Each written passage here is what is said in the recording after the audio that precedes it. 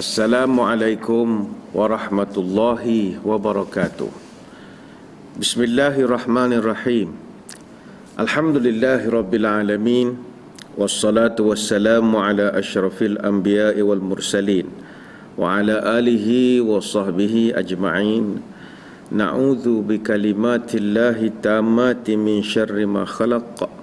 Bismillahilladzi la yadurru ma'asmihi syai'un fil ardi wala fis sama'i wa huwas sami'ul alim. Allahumma dfa' 'anna al-waba' wal ghala wal riba waz zina wal mihan wa su'al fitan ma zahara minha wa ma batan an baladina hadha Pahang Darul Ma'mur khasatan wa an sa'iri biladil muslimina amatan ya rabbal alamin. Nawaitu ta'alluma wa ta'lim wa tazakkura wa tazkir wa naf'a wal intifa' wal ifadah wal istifadah wal hatha ala tamassuki bi kitabillah wa sunnati rasulih wa du'a ilal huda wa dalalah alal khair ibtigha'a wajhillah wa mardatihi wa qurbihi wa thawabihi lillahi ta'ala.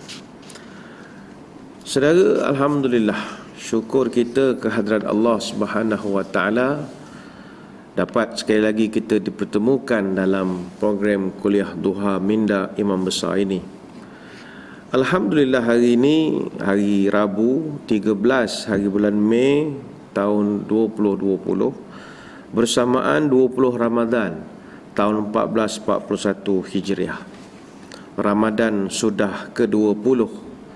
Ampunan datang bagaikan suluh, tuk jadikan dosa-dosa meluluh, agar sakarat tidak berpeluh. InsyaAllah malam ini masuklah kita ke malam 21 Ramadan. Malam ini Ramadan selikur. Janganlah kita tidur berdengkur. Jalankan ibadah dengan terukur, sebagai tanda hamba yang bersyukur. Syukur alhamdulillah kita masih lagi berada pada bulan Ramadan Al-Mubarak, walaupun kita sedang berhadapan dengan bencana non-alam yang berskala international. Dan tanpa disedari, bagi kita di Malaysia, hari ini genap 56 hari kita berada dalam tempoh Perintah Kawalan Pergerakan ataupun PKP 2020. Kita dah pun selesai fasa yang keempat, bermula daripada 29 April sampai 12 Mei, iaitu hari semalam. Dan hari ini adalah hari pertama fasa yang kelima, Perintah Kawalan Pergerakan Bersyarat atau PKPB, bermula daripada hari ini 13 Mei sampailah 9 Jun tahun 2020. Maknanya lagi 27 hari kita akan ada dalam suasana PKPB. 27 hari maknanya 17 Syawal nanti baru kita akan balik semula kepada cara kehidupan yang bukan ber-PKP ini. Saudara, hari ini kita sambung balik membincangkan bab tanda kiamat, dan kita pakai sebuah kitab terjemahan daripada tesis master tulisan Dr. Yusuf Ibnu Abdullah Ibnu Yusuf Al-Wabil, yang telah membuat tesis masternya bertajuk Asyratus Sa'ah ataupun tanda-tanda kiamat, dan beliau telah mengumpulkan 57 hadis berkaitan tanda kiamat kecil, ada 8 hadis berkaitan tanda kiamat besar, dan ada 5 hadis berkaitan tanda-tanda terakhir sebelum berlakunya kiamat. Pada pertemuan 6 Mei yang lepas, minggu lalu, kita sempat bahaskan perkara ketiga, fasal yang kelima, berkenaan poin ataupun fasal yang ketujuh, muka surat 308, iaitu terbitnya matahari dari barat. Dan kali terakhir kita bincangkan sampai muka surat 311, topik yang kedua, iaitu jawapan terhadap sanggahan Rashid Redha terhadap hadis ke-6. Ini ada hadisnya agak panjang, kita dah pun bacakan hadis ini pada kesempatan yang lepas, iaitu satu hadis yang Nabi berceritakan tentang matahari. Kita bacakan sedikit daripada riwayat Abu Dhar. atadruna aina tadhhabu hadhihi syamsu? Qalu Allahu wa rasuluhu a'lam. Tahukah kamu matahari pergi ke mana? Jawab sahabat, hanya Allah yang lebih mengetahui. Jadi dalam hadis ini Nabi ada bercerita matahari itu berjalan sampai ke satu tempat yang ditetapkan di bawah arasy, kemudian dia sujud, dia tersungkur, dia sujud, kemudian dia akan duduk. Begitulah kedudukan sampai dia diperintahkan, bangunlah, balik semula ke tempat asal kamu. Kemudian dia datang lagi pada waktu pagi, dari terbitnya, tempat dia terbit. Kemudian dia berjalan lagi sampai tempat dia nak menetap itu di bawah arasy. Dia sujud lagi sampai dia katakan pada dia, bangunlah, baliklah ke tempat kamu. Dan begitulah seterusnya. Jadi hadis ini hadis dalam Sahih Muslim, kitab Al-Fitan, bab bayan zamanul ladzi la yuqbalu fihi al-iman. Dan juga ada diriwayatkan oleh Imam Bukhari secara ringkas dalam sahihnya. Jadi ada di kalangan para cendekiawan dan ulama yang menyanggah hadis ini daripada segi periwayatan, daripada segi isi kandungan. Ada yang menyanggah hadis ini bercanggah dengan teori sains dan berbagai-bagai lagi. Jadi tuan kitab muka surat 311 dia telah membuat satu bab jawapan terhadap sanggahan Rashid Ridha. Salah seorang cendekiawan yang menyanggah hadis ini adalah Rashid Ridha, yang mana Rashid Ridha telah rad ataupun mengkritik hadis ini yang kita panggil hadis Abu Zar berkenaan sujudnya matahari.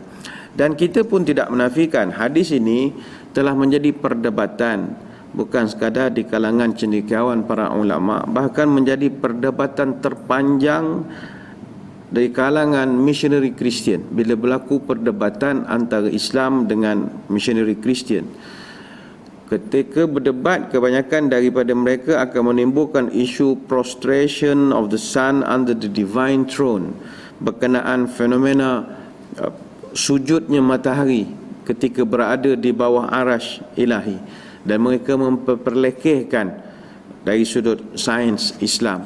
Jadi tuan kitab ada menjelaskan sebenarnya perkara-perkara ini perlu diberikan penjelasan dari segi teknikal. Dalam kitab kita bermuka surat muka surat 311 ke atas, itu memang tuan kitab ada gariskan beberapa poin. Tetapi saya ingat tak perlu kita nak ulaskan semua kerana agak teknikal. Bagi kita orang awam, ini adalah perbahasan daripada segi periwayatan hadis, jalur riwayat. Saya boleh bacakan sekadar untuk nak meraihkan kitab ini, tapi kita tak ulahkan sangat layak. Antaranya kita tengok di dalam komen ataupun jawapan tuan kitab, yang mana beliau mengatakan bahawa ada di kalangan agamawan yang mengkategorikan hadis ini memiliki masalah ataupun jalannya tidak betul.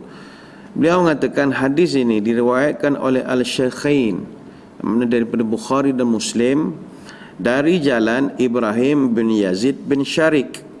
Ini betulkan sikit ya, muka surat 311. Muka surat 311 perenggan yang pertama untuk poin kita yang kedua, dia buat nama Ibrahim bin Yazid bin Shuraik At-Taimi, bukannya Shuraik.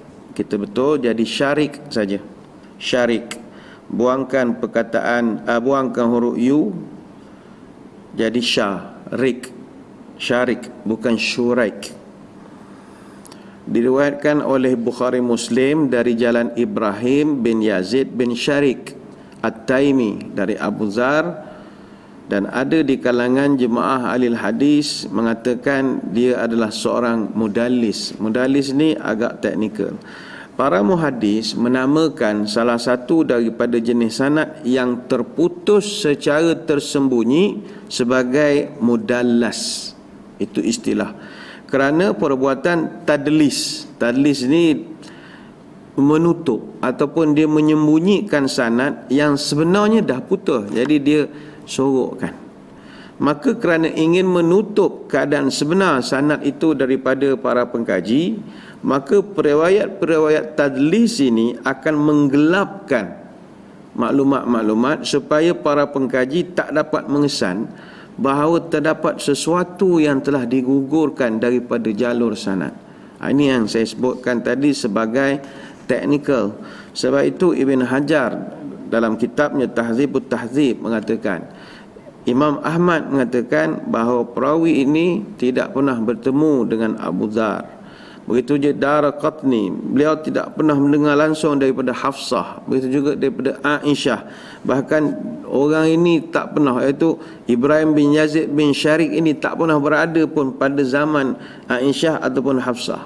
Begitu juga kata Ibnul Madini, mengatakan Ibnu Syarik ini tidak pernah dengar hadis ini daripada Sayyidina Ali dan tidak pernah dengar secara langsung daripada Ibnu Abbas. Jadi kata Rashid Ridha lagi, ini ada dalam muka surat kita, muka surat 311, perenggan yang akhir. Maka Ibrahim bin Yazid bin Syarik At-Taimi telah meriwayatkan hadis selain daripada riwayat ini dari mereka secara nu'an ataupun an-anah, iaitu hadis ini kan yang kita belajar hadis an Abi Hurairah radhiyallahu, itu lapis hak paling simple lah tu. Dia kalau orang hak mengkaji hadis, dia ada anak-anak ni an lagi panjang lagi, sampai nak sampaikan kepada sumber yang paling nombor satu, sampai sumber hak sampai kepada yang last sekali, dia ada susunan anak-anak dia panggil. Periwayatan menggunakan lafaz an, ada yang periwayatan menggunakan lafaz haddatsana, iaitu telah menceritakan kepada kami. Jadi Tuan kitab adalah menjawab sanggahan-sanggahan ini. Katanya para cendekiawan yang nak mengkritik hadis ini mesti benar-benar meneliti sanad hadis dan melihat kemusykilan yang telah didakwakan selama ini. Jadi ini kita tidak berhajat untuk nak menerangkan kerana sangat terperinci, sangat teknikal. Yang penting bagi kita orang awam, hadis ini tidak ada masalah. Walaupun adalah sedikit sebanyak dikatakan tadlis, mudallas dan macam-macam lagi, tapi bagi kita orang awam, kita terima hadis ini tidak ada masalah.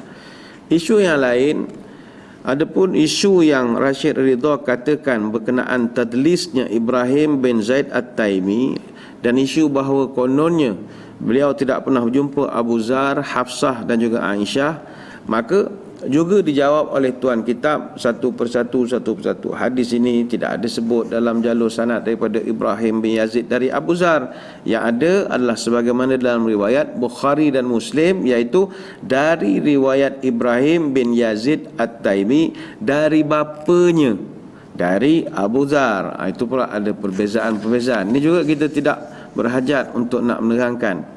Sebab Ibrahim bin Yazid jelas-jelas mengatakan bahawa dia dengar langsung dari bapa dia, bukannya dia itu sendiri. Sebagaimana dalam riwayat Muslim dia sebut haddatsana Yunus an Ibrahim bin Yazid At-Taimi sami'ahu fima a'lam an abihi an Abi Dzar. Itu ada lapihnya di situ.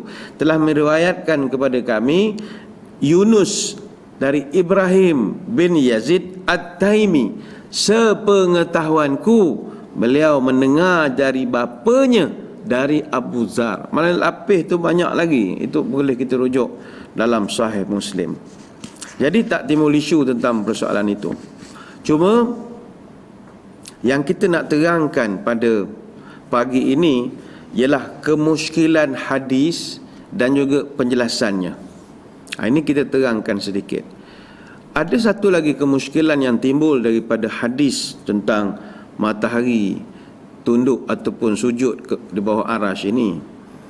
Pertama, dalam hadis ini disebutkan bahawa matahari pergi untuk bersujud.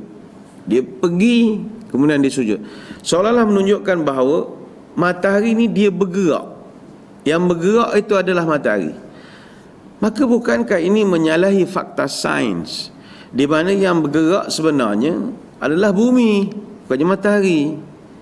Jadi berdasarkan ilmu sains, kita sama-sama tahu di mana kedudukan matahari pada malam hari. Kenapa pula dalam hadis ini dikatakan matahari pergi sujud di bawah arasy? Matahari itu bergerak pergi sujud. Dan lebih aneh lagi, bagaimana pula matahari akan terbit daripada tempat terbenamnya? Sebab dia kan malam dia pergi ke sana, macam mana dia boleh terbit daripada tempat dia terpenam? Dan pada penghujung hadis dibacakan ayat Quran bahawa matahari beredar ke tempat yang ditetapkan baginya. Jadi bagaimana untuk kita nak menjawab sanggahan-sanggahan ini? Baik, yang ini kita perlu lihat penjelasan daripada agamawan yang ada latar belakang sains. Sebagai contoh, kita memetik penjelasan yang pernah diberikan oleh Dr. Zakir Naik sebagai seorang pendakwah yang sering berhadapan dengan pendebat-pendebat daripada agama lain. Isu matahari sujud di dalam hadis ini adalah makanan biasa bagi beliau ketika berhadapan dalam upacara perdebatan. Kata Dr. Zakir Naik, maksud hadis ini bukanlah untuk menunjukkan bahawa matahari itu bergerak dalam orbitnya yang tersendiri ataupun dia bergerak mengelilingi bumi. Tidak. Akan tetapi ia menunjukkan bahawa matahari berpusing di atas paksinya dengan setiap pusingan mengambil masa kira-kira 25 hari. Perlu diingat, Nabi SAW, tujuan dia bercerita tentang hadis itu bukanlah dia nak bercerita perihal sains kepada umatnya. Tak. Ketika tujuan Nabi nak membicarakan perihal matahari dalam hadis panjang tersebut, bukan nak mengajar umatnya sains zaman itu, tidak. Tetapi Nabi nak menghubungkan antara ciptaan-ciptaan Allah dengan penciptanya, agar dengan pengamatan dan juga pemerhatian yang kita lakukan, maka bertambahlah keyakinan dan juga keimanan kita. Sebagaimana firman Allah, inna fi khalqis samawati wal ardi wa ikhtilafil laili wan nahari la ayatil li ulil albab. Sesungguhnya pada kejadian langit dan bumi, pada pertukaran malam dan siang, ada tanda-tanda kekuasaan, kebijaksanaan dan luasnya rahmat Allah bagi orang-orang yang berakal. Siapa? Alladzina yadhkurunallaha qiyaman wa qu'udan wa ala junubihim wa yatafakkaruna fi khalqis samawati wal ard. Rabbana ma khalaqta hadza batila subhanaka faqina azaban nar. Pada siapa? Iaitu orang-orang yang menyebut dan mengingati Allah semasa mereka berdiri, semasa mereka duduk, semasa mereka baring mengiring, dan mereka berfikir tentang kejadian langit dan bumi sambil mengatakan, Tuhan, tidak Engkau jadikan benda ini semua sia-sia. Maha suci Engkau, peliharalah kami dari azab neraka. Surah Ali Imran ayat 190 sampai 191. Maka kaedah pengamatan ataupun pemerhatian sangat bergantung kepada individu dari segi tahap ilmu dan suasana zaman kehidupan orang tersebut. Dalam kes ini, Rasulullah sallallahu alaihi wasallam memberikan tumpuan kepada umatnya pada zaman yang ketika itu masih belum dikuasai oleh ilmu sains. Sekalipun baginda Nabi tahu ilmu sains secara tepat berdasarkan wahyu dan pengajaran daripada Allah, namun dari sudut dakwah, baginda tidak mungkin akan mengajar kepada umatnya pada ketika itu, kerana sudah pasti cara itu menjadikan kaedah dakwahnya tidak berhikmah. Walaupun Nabi tahu topik sains, tapi Nabi takkan cerita benda itu kepada sahabat yang zaman itu sains masih lagi belum wujud ataupun orang tidak cerita tentang sains. Dia sama macam kita lah. Umpama kita, kalau anak umur 3 tahun tanya kepada mak bapak, mak, ayah, adik ni datang daripada mana? Anak umur 3 tahun tanya dia tu datang daripada mana? Kalau tuan-tuan nak cerita apa? Anak umur 3 tahun tanyakan kita, dia tu datang pada mana? Adakah ibu bapa akan menjelaskan kepada anak yang bertanya itu setiap perincian daripada permulaan hubungan suami isteri sampai peringkat perkembangan embrio trimester 1 sampai trimester 3, sampailah kepada proses kelahiran. Ataupun kita akan cari jalan untuk beri penjelasan dengan cara yang mudah, dengan terus mengaitkannya kepada Allah, supaya anak yang bertanya mudah faham, dan matlamat kita supaya dia kenal kepada penciptanya. Mana kalau anak umur 3 tahun tanya, mak, abah, adik datang pada mana? Dari Allah. Allah yang menjadikan adik, daripada Allah. Kita nak kaitkan dia dengan pencipta dia. Bukanlah kita mengatakan Allah yang melahirkan dia, tidak. Sebab umurnya 3 tahun. Bila anak itu semakin besar, dan kalau dia bertanya, umur 3 tahun bertanya, jawapan lain. Umur 13 bertanya, jawapan lain. Umur 30 bertanya, terajangkan je. Itu je soalan daripada kecil sampai besar, menjadi soalan sama. Tapi yang penting, jawapan pastilah berbeza-beza mengikut tahap pemikiran. Maka ketika dia besar, bolehlah dijelaskan daripada sudut sains biologi, dan kita kaitkan dengan sifat-sifat Allah sebagai contoh. Jadi ini yang berlaku dalam hadis yang panjang ini.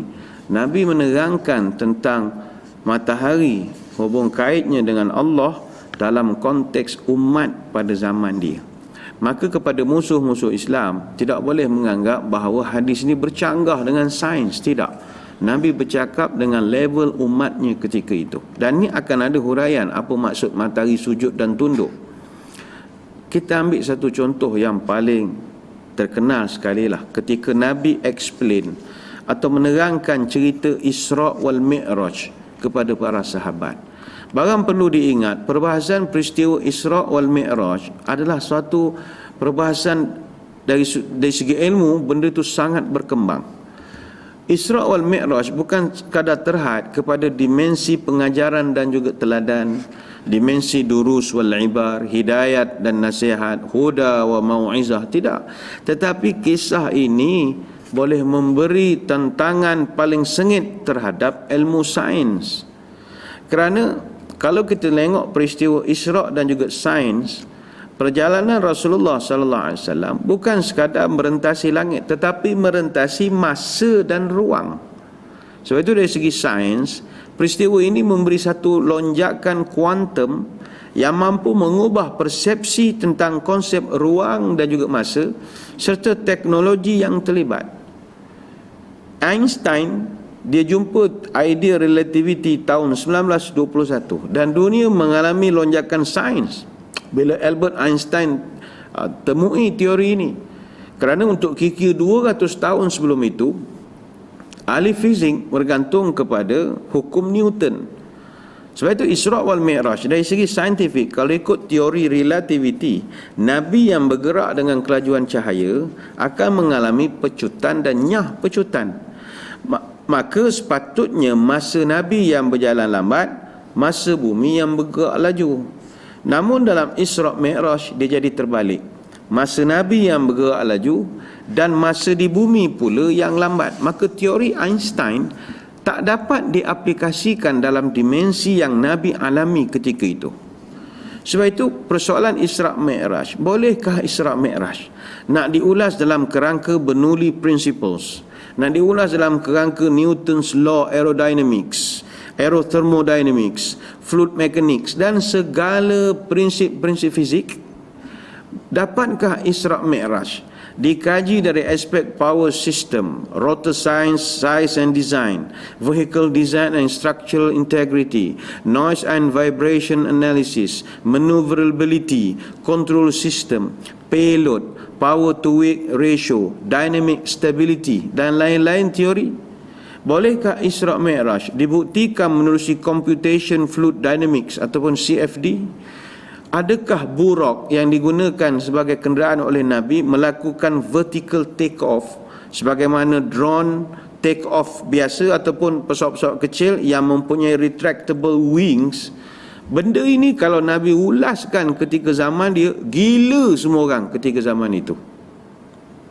Kita tak nafikan Isra' Mi'raj ini ada pahaman-pahaman tradisionalis, kata-kata ilmuwan kita lebih menafsirkan peristiwa Isra' wal Mi'raj dengan limitation ataupun ada had.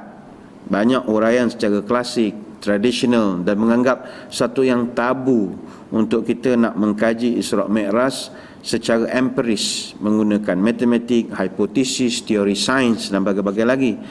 Walhal Isra' Mi'raj lah yang telah memberi ilham kepada penciptaan kapal terbang yang didahului oleh seorang Muslim, iaitu Abbas Abu Al-Qasim Ibnu Firnas Ibnu Wirdas Al-Takurini, ataupun orang putih panggil Armand Farman, yang telah buat sayap seperti burung, dia terbang di udara, dan ketika itu dia dipanggil sebagai manusia terbang. Yang gagasan ini kemudiannya digunakan oleh the Wright brothers, dan seterusnya ciptaan mereka disempurnakan oleh August Graf von Zeppelin daripada Jerman. Tapi bermula ideanya atau semangatnya daripada Isra' wal Mi'raj. Sebab itu benda-benda yang berlaku pada zaman Nabi, walaupun ianya boleh disokong dengan latar-latar sains, tapi tak dapat Nabi nak terangkan benda itu pada zaman dia. Maka adakah bila Nabi terangkan benda itu sesuai dengan zaman dia, maka itu disebutkan sebagai kedangkalan ilmu? Tidak. Penyesuaian dengan orang yang kita bercakap.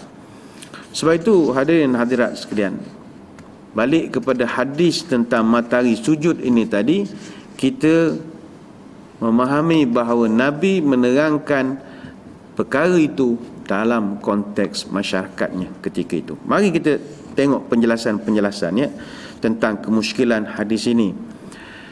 Pertama, soal matahari. Soal matahari bukanlah satu benda yang asing di dalam Quran. Allah menyebut perkataan asyams ataupun matahari dalam Quran sebanyak 43 kali. Bahkan terdapat satu surah yang namanya Asyams dalam Al-Quran, yang mana Asyams makna matahari, ada surah nama matahari. Allah Ta'ala sebut dalam surah Asyams ayat yang pertama, wasyamsi waduhaha, demi matahari dan cahayanya di pagi hari.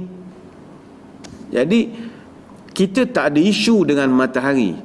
Kalau ada orang bukan Islam ataupun orang yang tak suka kepada kajian Islam yang mengatakan ngarut hadis matahari ni, kita cerita ginilah, koma ni dengan matahari biasa je, dalam Quran banyak. Kalau awak nak hujahkan Nabi tu tak betul kerana hadis Abu Zar, itu kita dah terangkan, Nabi explain perkara itu di zaman dia. Adapun kalau dalam Quran, ayat Quran tentang matahari begitu banyak. Sebab itu kita lihat beberapa kemusykilan yang tuan kita betulkan. Kemusykilan pertama, kalimat tajri fatakhirru sajidatan. Tajri ni maknanya orang bertikai. Macam mana matahari boleh pergi? Tajri, matahari bergerak. Bergerak pergi mana? Fatakhirru sajidatan, pergi bersujud pula, seolah-olah matahari tu gerak nek. Hai, arigatou gozaimasu, dia hormat pula tempat arash itu. Dilihat seolah-olah yang bergerak adalah matahari. Baik, penjelasannya begini. Nabi SAW bila dia sebut inna hadhihi tajri hatta tantahiya ila mustaqarriha tahta al-arsh fatakhirru sajidatan fala tazalu kadzalika, sesungguhnya matahari ini berjalan sampailah ke tempat menetapnya di bawah arash, kemudian dia sujud dan dia akan sentiasa berkeadaan demikian. Dia begini, ungkapan ini adalah ungkapan dari segi bahasa. Dia bukan explanation science, tidak. Dia hanya satu lughawi saja daripada aspek bombastik kata-kata. Kita secara praktikal, kalau dari segi percakapan, kalau kita merujuk pada matahari, kita juga akan menggunakan ungkapan seolah-olah matahari itu bergerak. Sebagai contoh, dalam bahasa Melayu kita sebut matahari sedang terbit. Kalau pagi hari lah, kalau tengah hari, matahari telah tergelincir. Kalau terbenam, maghrib, matahari telah terbenam. Dari sudut bahasa, seolah-olah menunjukkan yang bergerak adalah matahari. Waktu tergelincir matahari, macam kita bayang matahari ni berjalan atas lantai, tergelincir, terjelepuk pula jatuh ketika itu, seolah begitu. Matahari terbit, nah gitu, terbit. Matahari terbenam, maknanya ada pergerakan matahari. Tapi pernahkah kita bila sebut matahari tergelincir, matahari terbit, matahari terbenam, menunjukkan, membayangkan matahari itu bergerak? Tak, ini istilah bahasa. Sama juga dalam bahasa Inggeris. Ini bahasa ahli-ahli sains. Kalau mereka sebut matahari naik, matahari itu, the sun rises. Kalau terbenam, the sun sets. Yang menunjukkan seolah matahari yang bergerak. Sebab itu kita tegaskan, inna hadhihi tajri hatta tantahiya ila mustaqarriha tahta al-'arsh fatakhirru sajidatan fala tazalu kadzalika. Sesungguhnya matahari itu dia berjalan sampai satu tempat dia menetap di bawah arasy, kemudian dia sujud dan dia akan sentiasa berkeadaan demikian. Maka ini adalah ungkapan dari segi bahasa, bukan dari sudut perbahasan sains. Ini yang pertama. Ini bukan statement sains, ini bahasa. Kemusykilan yang kedua, dalam hadis disebutkan fatakhirru sajidatan fala tazalu kadzalika. Kemudian matahari ini dia pergi sujud kepada arasy. Lalu orang pun hentamlah hadis ini, apa matahari tak ada pekerjaan nak sujud-sujud pula. Baik, yang dimaksudkan bersujud dalam hadis ini bukanlah bersujud macam kita semayang, tidak, tetapi sujud dalam erti kata mentaati perintah dan mentaati dan redha kepada ketetapan yang Allah telah tentukan. Ada pula akan sini, ya tidak pandai sangat ubah maksud. Sujud-sujudlah, apa pula taat perintah. Dia begini, cuba tengok dalam Quran. Sebelum marah-marah, cuba tengok dalam Quran. Dua ayat sujud atau sejadah semuanya membawa maksud tunduk. Pertama surah Ar-Ra'd ayat 15. Walillahi yasjudu man fis samawati wal ard taw'an wa karha wa zilaluhum bil ghuduwi wal asal. Dan kepada Allah jualah sekalian makhluk yang di langit dan di bumi tunduk. Walaupun dalam perkataan itu walillahi yasjud man fis samawat, tapi yang ditafsirkan adalah tunduk, menurut, taat. Tau'an wa karha, sama ada secara sukarela ataupun dengan terpaksa. Surah Ar-Ra'd. Sujud itu dimaksudkan oleh Allah sebagai taat. Begitu juga dalam ayat lain, surah Al-Hajj ayat 18. Alam tara anna Allah yasjudu lahu man fis samawati wa man fil ard wasyamsu wal qamaru wan nujumu wal jibalu wasyajaru wad dawab wa katsirum minan nas. Tidakkah engkau tahu bahawa segala yang di langit dan di bumi yasjud lahu man fis samawati wa man fil ard, semuanya tunduk kepada Allah. Tak kiralah wasyamsu wal qamar wan nujum wal jibal wasyajar wad dawab wa katsirun minan nas, sama ada mereka itu adalah matahari, bulan, bintang, gunung ganam, pokok-pokok, binatang, haiwan dan macam-macam.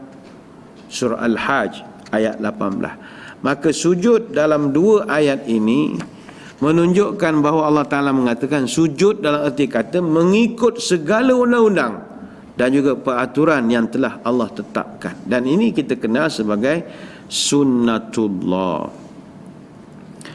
Maka saudara, matahari tetap berada pada peraturannya yang telah diaturkan. Dia tidak hilang dan tetap akan terbit kembali pada pagi besoknya. Terbit dan terbenamnya matahari yang disaksikan oleh kita adalah kerana pergerakan bumi. Kerana itu adalah aturan dan ketetapan daripada Allah terhadap mereka, sunnatullah. Dan hal ini telah pun dibuktikan oleh sains. Akan tetapi sains masih belum dapat menemui kenapa dan bagaimana matahari dan bumi boleh berputar ataupun berorbit dalam satu peraturan yang begitu seragam sehingga tidak ada berlaku pertembungan ataupun perselisihan daripada ketetapan yang telah ditentukan itu.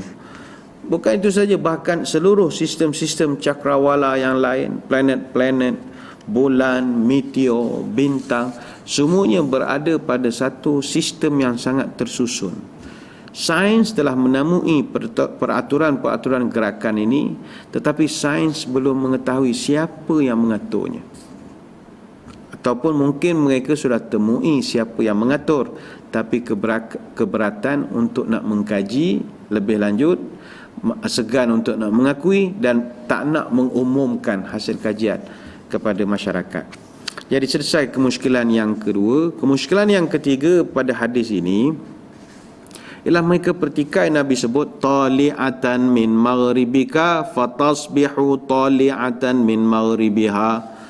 Terbitlah dari tempatmu terbenam, maka dia kembali di waktu pagi dan terbit daripada tempat terbenam. Tali'atan min maghribiha. Guana gaya pula terbit dari tempat terbenam. Apa cerita? Ini orang yang nak berdebat, dia akan gunakan poin ini untuk nak hentam balik Islam. Penjelasannya begini. Untuk poin yang ini, kata cerdik pandai para ulama dan pekaji, keterangan yang mengatakan matahari terbit daripada min maghribiha merujuk kepada suasana akhir zaman, iaitu beberapa detik momen sebelum berlakunya kiamat. Terdapat beberapa hadis menerangkan bahawa menjelangnya kiamat, matahari akan terbit di tempat terbenamnya, kerana ketika itu matahari tidak lagi mengikut peraturan yang sudah sekian lama ditentukan dia lakukan. Dalam Al-Quran ada beberapa ayat yang menerangkan bahawa matahari hanya akan mengikuti peraturan yang telah ditetapkan ataupun SOP dia untuk tempoh tertentu saja. Dia tak akan taat sampai bila-bila. Disebut sebab li ajalim musamma, untuk satu tempoh tertentu saja. Dalam Quran ada 4 ayat yang redaksinya hampir sama. Allah Ta'ala sebut matahari akan taat ikut sunnatullah, peraturan yang telah ditentukan, ikut SOP, takkan selama-lamanya. Dia akan sampai tahap tempoh tertentu, dia akan berhenti. Pertama dalam surah Az-Zumar ayat 5. Khalaqas samawati wal arda bil haqq yukawwirul laila 'alan nari wa yukawwirun nara 'alal lail wa sakhkhara asy-syamsa wal qamar kullu yajri li ajlin musamma ala huwal azizul ghaffar. Allah menciptakan langit dan bumi dengan ada faedah dan penggunaan yang sebenar. Dia menjadikan malam melingkari siang dan menjadikan siang melingkari malam. Dan dia menjadikan matahari dan bulan beredar menurut perintahnya. Tiap-tiap satu dari keduanya beredar dalam satu masa yang telah ditentukan. Artinya sampai masa habis-habis. Surah Az-Zumar ayat yang kelima. Begitu juga yang kedua dalam surah Fatir ayat 13. Yulijul laila fin nahari wa yulijun nahara fil lail wa sakhara asy-syamsa wal qamar kullu yajri li ajalin musamma.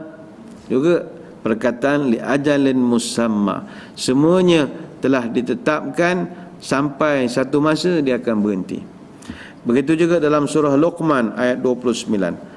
Alam tara anna Allah yulijul laila fin nahar wa yulijun nara fil laili wa sakhkhara asy-syamsa wal qamar kullu yajri ila ajalin musamma. Tidakkah engkau memerhatikan Allah memasukkan malam pada siang dan memasukkan siang pada malam, yakni silih berganti, dan memudahkan matahari dan bulan sebagai faedah kepada makhluk.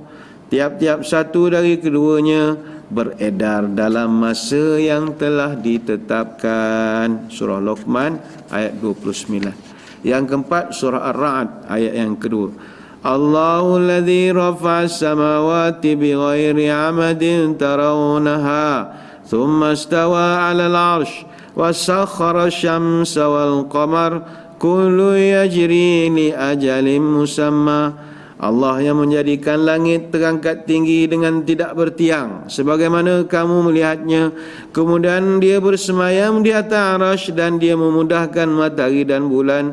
Tiap-tiap satu dari keduanya beredar dalam masa yang telah ditetapkan. Surah Ra'd ayat 2. Maka sebelum tempoh yang ditetapkan tu tamat, umpamanya matahari ni dia duduk dalam PKP lah ya, PKP, Perintah Kawalan Pergerakan.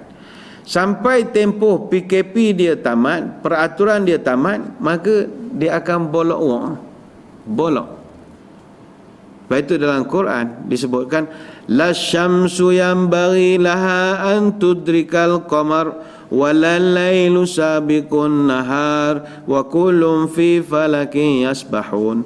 Matahari tidak mungkin mengejar bulan dan malam pula tidak boleh mendahului siang, kerana tiap-tiap satunya beredar terapung-apung di tempat edarannya masing-masing. Surah Yasin ayat 40. Tapi selepas tempoh yang ditetapkan, had limit PKP dia dah nak tamat, iaitu kalau dalam konteks matahari menjelang hari kiamat, maka matahari dan bulan ini dia akan berhimpun bersama, sebagaimana yang dikhabarkan dalam ayat yas'alu ayyana yaumul qiyamah fa idza bariqal basar wa khasafal qamar wa jumi'a asy-syamsu wal qamar.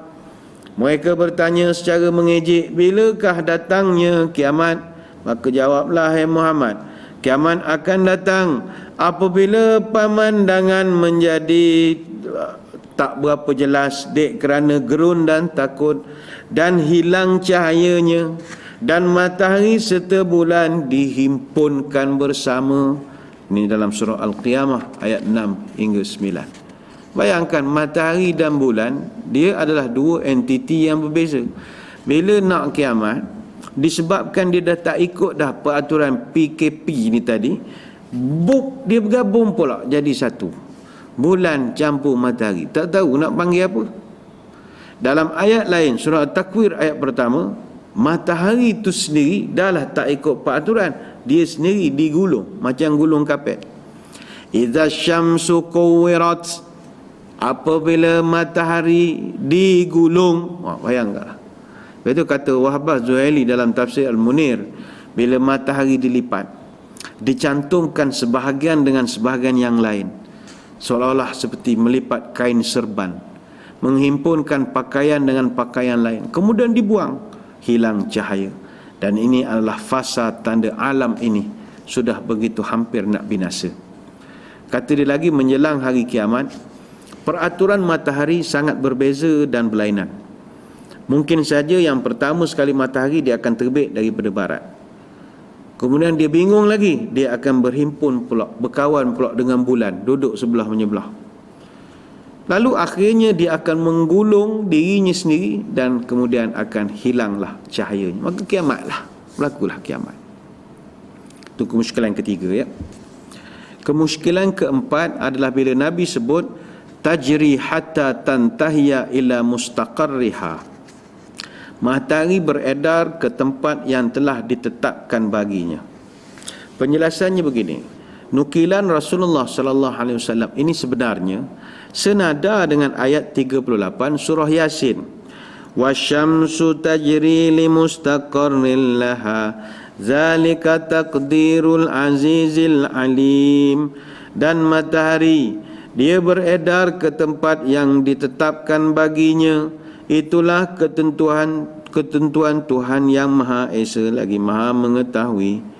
Maka ayat-ayat ini tidaklah bertujuan untuk menafikan sains ataupun nak membetulkan atau membenarkan sains. Tujuannya hanyalah untuk menerangkan bahawa urusan peredaran matahari dan apa daripada mulanya sampai akhir menjelang kiamat, semuanya di bawah pengetahuan dan kekuasaan Allah. Jadi jelas. Jadi saudara, saya tidaklah bercadang nak bawakan teori-teori baru, khususnya beberapa pengkaji-pengkaji di barat yang membongkar penipuan yang pernah dibuat oleh Galileo Galilei, yang pernah mencetuskan idea matahari adalah pusat alam. ada. Nama-nama seperti Marshall Hall yang mengasaskan gerakan The Non-Moving Earth and Anti-Evolution, memperjuangkan sungguh tentang perkara ini. Dalam Al-Quran tidak ada satu ayat pun yang menunjukkan bumi bergerak dan berputar. Itu panjang nanti pula huraiannya. Tapi dalam Al-Quran itu tidak ada. Sebaliknya Al-Quran menjelaskan bahawa matahari lah yang mengelilingi bumi. Quran terang itu sebut dalam 7 tempat, dalam 7 ayat. Pertama surah Ar-Ra'd ayat yang kedua. Wasakhkhara asy-syamsa wal qamar kullu yajri li ajalin musamma, dan menundukkan matahari dan bulan, tiap-tiap satu dari keduanya beredar untuk satu masa yang telah ditetapkan. Surah Ar-Ra'd ayat yang kedua. Kemudian dalam surah Ibrahim, wasakhkhara lakumus syamsa wal qamar daibain wasakhkhara lakumul laila wan nahar, dan Tuhan yang telah menundukkan bagi engkau matahari dan bulan yang terus menerus beredar dalam orbitnya. Ini surah Ibrahim ayat yang ke-33. Kemudian dalam surah An-Nahl ayat yang ke-12, wasakhkhara lakumul laila wan nahara wasyamsu wal qamar, dan dia menundukkan malam dan siang dan juga matahari juga bulan untuk engkau.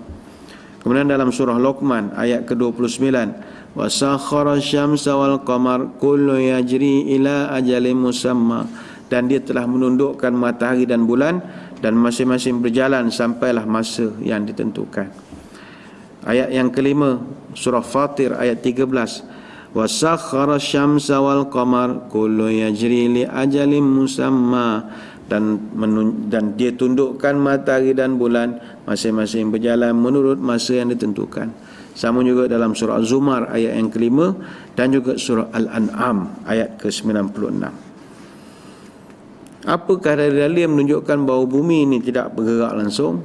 Ada. Surah Al-Anbiya ayat 31, وَجَعَلْنَا فِي الْأَرْضِ رَوَاسِيَ أَن تَمِيدَ بِهِمْ وَجَعَلْنَا فِيهَا فِجَاجًا سُبُلًا لَعَلَّهُمْ يَهْتَدُونَ, dan telah kami jadikan di bumi itu gunung ganang yang kukuh supaya bumi itu tidak goncang bersama mereka. Surah Al-Anbiya ayat 31. Satu lagi dalam surah Yasin ayat 38 sampai 40. Wasyamsu tajri li mustaqarrin laha dzalika taqdirul azizil alim wal qamara qaddarnahu manazila hatta ada kal urjunil qadim lasyamsu yanbaghi laha an tudrikal qamar walal lailu sabiqun nahar wa kullun fi falakin yasbahun, dan matahari berjalan di tempat peredarannya. Demikianlah ketetapan yang Maha Perkasa, dan telah kami tetapkan bagi bulan manzilah, sehingga setelah dia sampai ke manzilah atau tempat transit yang terakhir, kembalilah dia sebagai bentuk seperti tandan yang tua. Tidaklah mungkin bagi matahari mendapatkan bulan, dan malam pun tidak boleh mendahului siang, dan masing-masing beredar pada garisan edarnya. Surah Yasin ayat 38 sampai 40. Selesailah perkara itu ya, tentang pertikaian ahli-ahli sains bahawa hadis itu bercanggah dengan sains. Ini kita dah jelaskan. Seterusnya perkara yang ketiga tuan kitab kita bawakan adalah pada muka surat 314, iaitu iman dan taubat tidak diterima sesudah terbitnya matahari daripada barat. Ini juga persoalan yang jadi satu perbahasan di kalangan ulama. Bila matahari terbit daripada barat, macam mana dengan taubat? Masih diterima ataupun tidak? Kita biasa mendengar ada yang mengatakan bahawa bila matahari telah pun terpadam ataupun terbit daripada barat, taubat tidak diterima, pintu taubat ditutup. Lalu bagaimanakah hujah daripada para ulama, khususnya tuan kitab kita ini? Baik, kita terangkan begini ya. Jika matahari terbit daripada barat, maka keimanan tidak lagi diterima daripada seseorang yang sebelumnya tidak beriman, sebagaimana tidak diterimanya taubat orang yang melakukan maksiat. Perkara itu kerana terbitnya matahari dari barat adalah salah satu daripada tanda-tanda besar kiamat yang dapat dilihat oleh setiap orang yang ada pada zaman tersebut.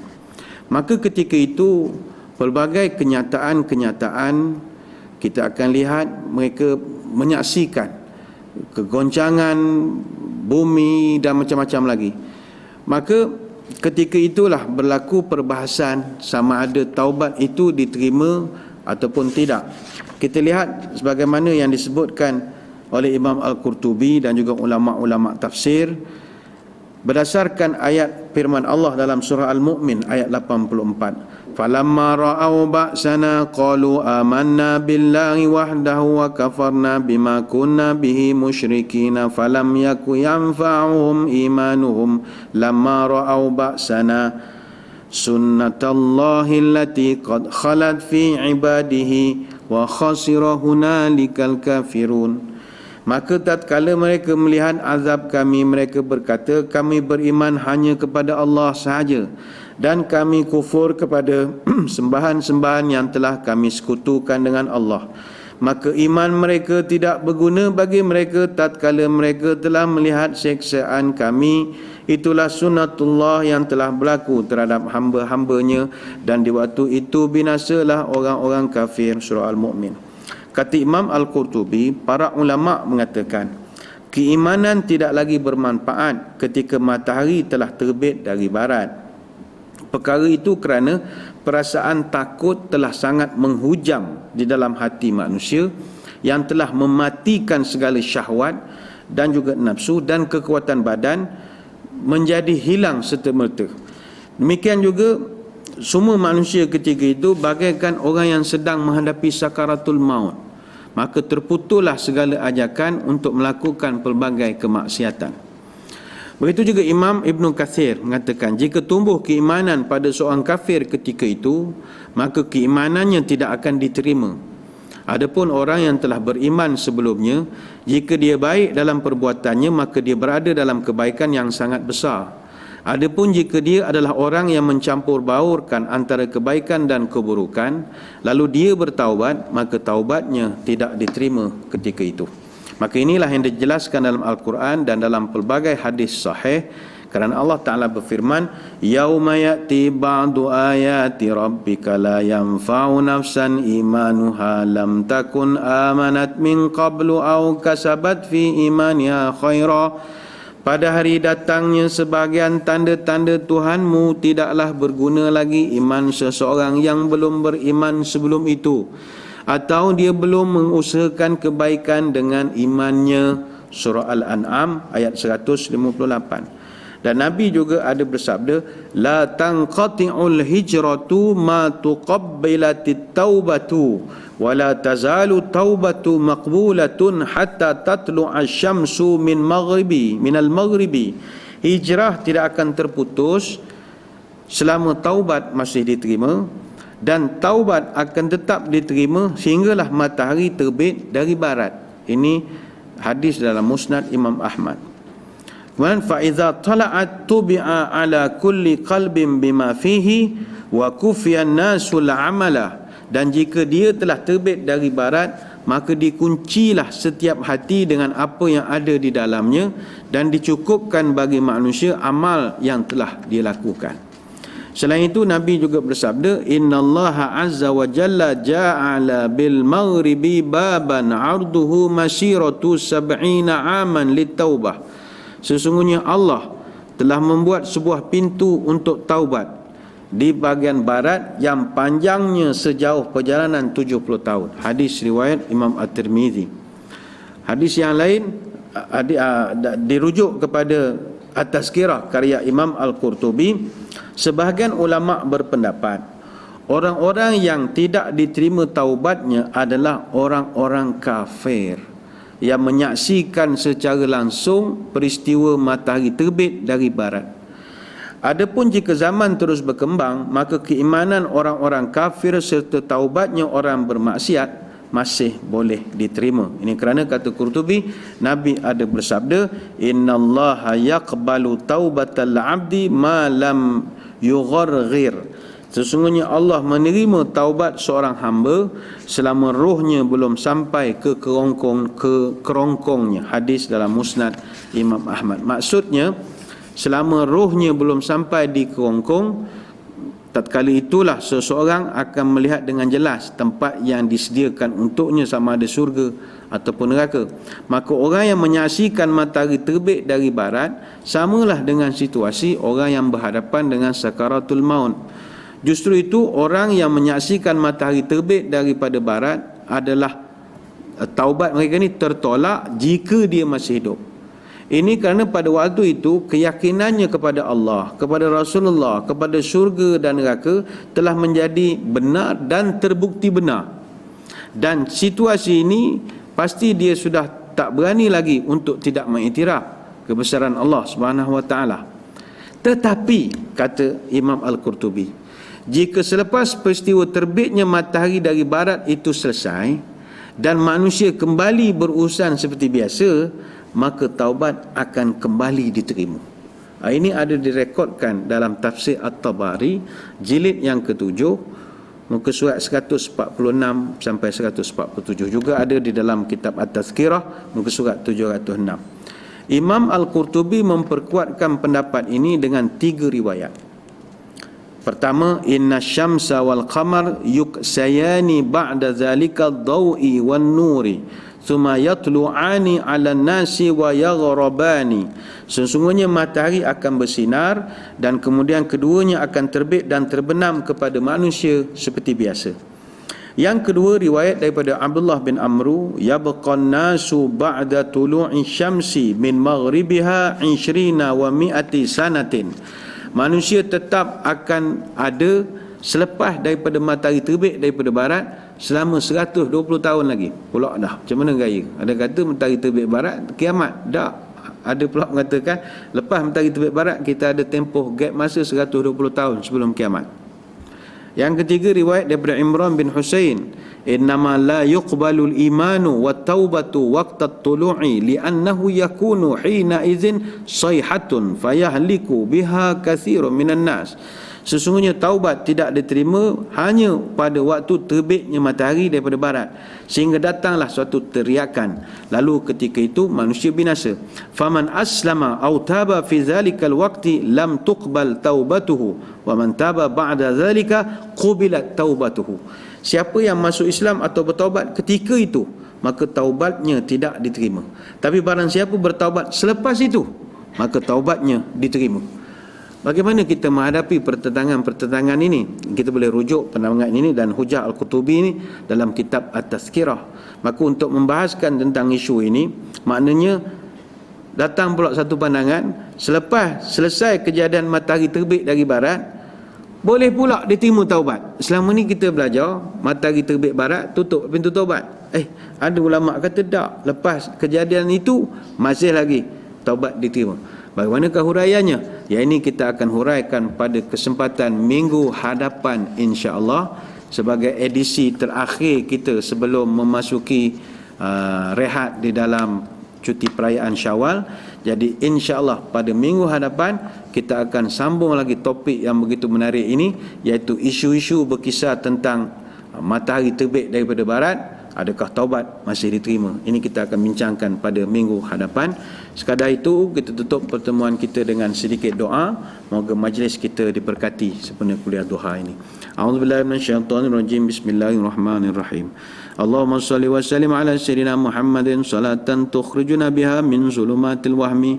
Allahumma in kana rizqina fis sama'i fa anzilhu wa in kana fil ardi fa akhrijhu wa in kana mu'siran fayassirhu wa in kana haraman fatahhirhu wa in kana ba'idan faqarribhu bihaqqi duhaika wa bahaika wa jamalika wa quwwatika wa qudratika atina ma ataita ibadika salihin. Ya Allah, kalau rezeki kami masih di langit, turunkanlah. Kalau di bumi, keluarkanlah. Kalau sukar, permudahkanlah. Kalau haram, sucikanlah. Kalau jauh, dekatkanlah. Berkat waktu duhamu, kecantikanmu, keindahanmu, berkat kekuatanmu, berkat kekuasaanmu, limpahkanlah kepada kami segala yang telah engkau limpahkan kepada hamba-hambamu yang soleh. Subhanakallahumma wa bihamdika wa nashhadu an la ilaha illa anta nastaghfiruka wa natubu ilaik. Wassallallahu ala sayyidina Muhammadin wa ala alihi wa sahbihi wa baraka wa sallam. Walhamdulillahi rabbil alamin. Wabillahi taufiq wal hidayah. Wassalamualaikum warahmatullahi wabarakatuh. Wallahu a'lam.